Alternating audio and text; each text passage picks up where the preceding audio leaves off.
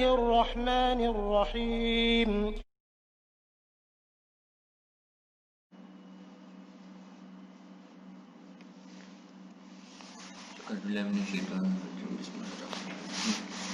The gun or core of section.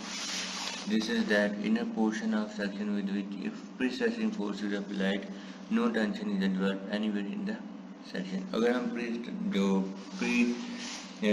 Stressing जो tendon हम bottom पे प्रोवाइड करेंगे इस डेप्थ के अंदर, तो हमारे टॉप पे टेंशन नहीं आएगी। अगर इसी तरह हम इसी सेक्शन में जो गन और कोर ऑफ द सेक्शन है, हम टॉप पे न्यूट्रल एक्सिस या सेंट्रल एक्सिस से ऊपर इस डिस्टेंस के अंदर कहीं पे भी टेंडन प्रोवाइड करेंगे और ब्रीज स्ट्रेसिंग करेंगे, तो हमारे बॉटम पे जो है वो टेंशन प्रोड्यूस नहीं होगी। तो इसे हम कहते हैं कर्न एरिया। उसके बाद मेथड ऑफ प्री स्ट्रेसिंग, हमारे पास दो मेथड हैं प्री स्ट्रेसिंग के। Number 1 pre tensioning and number 2 है पोस्ट टेंशनिंग। प्री टेंशनिंग में हम क्या करेंगे, फार्म वर्क जो है वो बनाएंगे। फार्म वर्क के अंदर हम जो टेंडन प्रोफाइल है उनको हाइड्रोलिक जैक के थ्रू, ठीक है, उनकी प्री टेंशनिंग करेंगे। प्री टेंशनिंग करने के बाद हम जो है वो कंक्रीट जो है वो कास्ट करेंगे आफ्टर गेनिंग सफिशिएंट स्ट्रेंथ, ठीक, ऑफ कंक्रीट।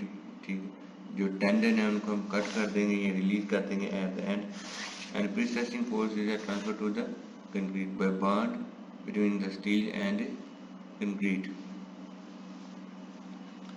तो इस मेथड, ये जो मेथड है ये हमारा सूटेबल कब है, जब हमारी जो एसेंट्रिसिटी है वो जब वो कांस्टेंट हो। जब एसेंट्रिसिटी हमारी कांस्टेंट होगी तब ये मेथड हमारा क्या है वो सूटेबल है। अगर हम जो टेंडन प्रोफाइल है वो हम यूनिफॉर्मली वेरिंग प्रोवाइड करें, ठीक है, तो फिर ये जो मेथड है वो इतना सूटेबल नहीं है। In case of industrial application long casting bed में be made to accommodate many precast prestress unit. This tendon are stretched through the entire length of the bed and individual unit are cast in option of total length be very suitable for mass production. तो pretensioning हो गया, उसके बाद हमारे पास post tensioning है। तो post tensioning में हम क्या करते हैं, पहले हम गर्डर कास्ट कर लेंगे। गर्डर जब हमने कास्ट की है तो उसके दरमियान हमने एक डक्ट या एक पाइप जो है उसकी प्रोफाइल बना के, ठीक है, तो जो प्रोफाइल हमने टेंडन की प्रोवाइड करनी है उसी प्रोफाइल से मिलता जुलता हमने उसी प्रोफाइल पे डक्ट प्रोवाइड कर देना, या जो स्टील या जो प्लास्टिक का पाइप है वो प्रोवाइड कर देना। कास्टिंग करने के बाद जब जो आपका कंक्रीट है वो सफिशिएंट स्ट्रेंथ अचीव कर लेगा, उसके बाद आपने जो, ठीक है, उसमें जो टेंडन है वो प्रोवाइड करना है। उसके बाद उसकी हमने प्री स्ट्रेसिंग करनी है। प्री स्ट्रेसिंग करने के बाद जब प्री स्ट्रेसिंग करनी है तो एक साइड जो है उसको हम एंकरेज कर देंगे पहले, ठीक है, वन हैंड जो है उसे हाइड्रोलिक जैक से, तो उसे हम उसकी प्री टेंशनिंग करना शुरू कर देंगे। फिर जब प्री टेंशनिंग हमारी अचीव हो जाएगी, दोनों जो हमारी एजेस हैं उन पे हमने एंकरेज डिवाइसेस प्रोवाइड कर देनी है, एंड बेरिंग प्रोवाइड कर देनी है। तो ठीक, इन case of post tensioning steel tendon is stretched and anchored against the member after the concrete has gained sufficient part of strength. Plain concrete beam or beam with some ordinary reinforcement are cast with embedded plastic or metal forming duct for the tendon to be placed later. In this method, no or very less bond is between the processing steel and the concrete, and hence the tendon are to be anchored at the end of the member by mechanical anchoring devices. तो उसमें जो pre tensioning है उसमें क्योंकि हम tendon profile को कैसे stretch करते हैं, उसमें जो कंक्रीट है और जो स्टील है उनके दरमियान बॉन्ड होता है, इसमें इतना ज़्यादा बॉन्ड स्ट्रॉन्ग नहीं होगा, तो स्ट्रेसेस जो है वो ट्रांसफ़र कैसे होंगी, जो एंकरेज है या बेरिंग एंड बेरिंग के through. One end is a grip at the start of tendon, while the tendon is pulled at another end by a hydraulic jack. Finally, Anchorage devices are also installed at the jacking end. The concrete must be strong against the end bearing at the anchorages.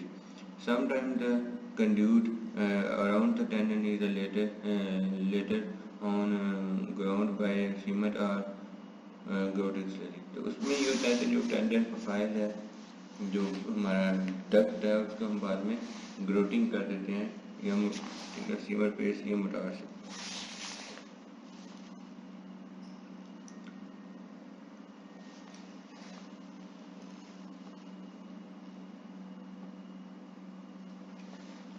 Advantages of pre-stressed concrete. Pre-stressed concrete has the following advantage over ordinary reinforced concrete. हाँ जी, तो pre stressing में हम जो है वो पूरा जो section है उसे इफेक्टिवली यूज़ कर सकते हैं। प्री स्ट्रेसिंग की वजह से क्या होगा, जो आपका स्ट्रक्चर है उसका डेड लोड कम होगा, ठीक है, उसे हम लॉन्गर स्पैन के लिए यूज़ कर सकते हैं। Due to pre stressing entire cross section is efficiently utilized to resist the applied loads, and high strength material are efficiently used in such construction. Smaller size members may be constructed to support the applied loads, reducing the dead load. The reduction in dead load indirectly make whole of the structure more economical. Reduction in depth of beam and the thickness of slab reduce the center to center height of the story. तो जो सबसे important जो इसका benefit है इसमें यह है कि जो ऑर्डिनरी कंक्रीट है उसमें बॉटम पे जब टेंशन आती है तो उसमें नीचे वाला जो पोर्शन होता है वो इनफेक्टिव रहता है, लेकिन इसमें जो प्री स्ट्रेसिंग है इसमें सारा का सारा जो आपका सेक्शन होता है वो इफेक्टिवली यूटिलाइज हो रहा होता है। Another factor is due to pre stressing the weight self weight of the structure जो है वो बहुत ज़्यादा रिड्यूस होता है, उसकी क्रॉस सेक्शन डायमेंशंस कम हो जाती हैं, तो उसकी वजह से भी बेसिक अल्टीमेटली उसके ऊपर जो लोड आ रहे हैं वो कम आएंगे, तो सेक्शन जो है उसका साइज स्मॉल आएगा। तो इससे बेसिकली क्या होता है कि स्ट्रक्चर का डेड लोड जो है वो कम हो जाता है, और इसे हम लॉन्गर स्पैन के लिए यूज़ कर सकते हैं। May be use for longer span and for heavy loading such as in case of bridges.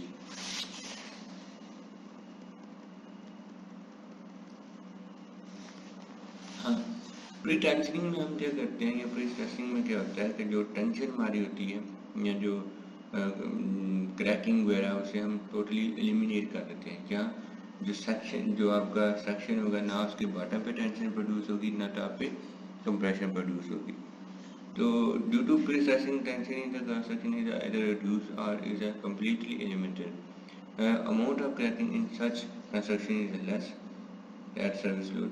Structure may also designed to consist of completely uncracked member. This makes structure more watertight, and further corrosion of steel is reduced, which is especially beneficial in aggressive turning. तो आपका जो section है वो क्या है, वो अनक्रैक्ड section है, उसमें टेंशन प्रोड्यूस ही नहीं होगी, क्रैक नहीं प्रोड्यूस होंगे। जब क्रैक प्रोड्यूस नहीं होंगे तो उसमें जो वाटर है वो पेनिट्रेट नहीं कर पाएगा, या जो अग्रेसिव इन्वायरमेंट है उसमें जो कार्बन है या जो दूसरी चीज़ें स्टील की कोई नहीं होगी। तो ये इसके बेनिफिट है।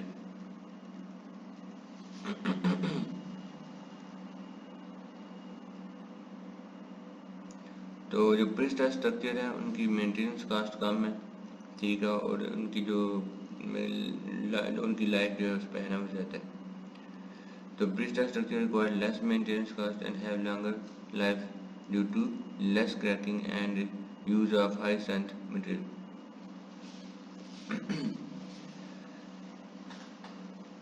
And due to pre-compression of almost our entire cross section, shear strength is improved by a reduction in diagonal tension. Also, component of forces occur tandem.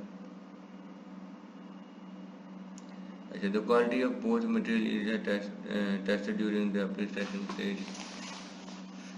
Deflection under the service load are significantly reduced.